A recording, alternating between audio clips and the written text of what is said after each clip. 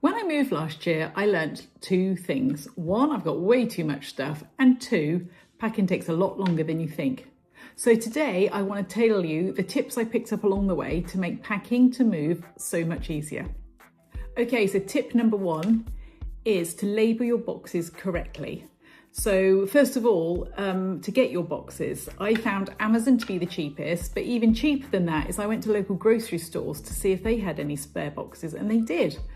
Or another option you can be is to go on your Facebook Marketplace and see if anyone has boxes they've just finished with, and you can use those because recycling is good.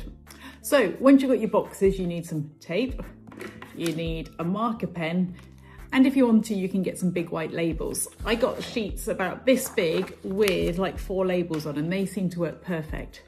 So the information I put on the labels was obviously what is in there and what room it is going to in the new house.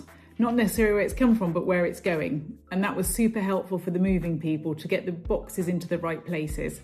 Plus, when they leave, you know exactly what's in those boxes. So next is tip number 2.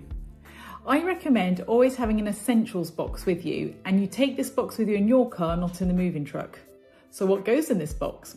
Okay, so you need toilet paper, just in case the sellers haven't left any for you.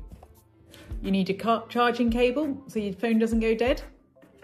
You need all your medication and probably some headache tablets for the end of the day. You need your water, so you stay hydrated. And you need some scissors or a good Stanley knife so you can start opening those boxes when you get in. But most importantly, you need your kettle so you have a nice cup of tea later in the day. So tip number 3, this is basically use what you have.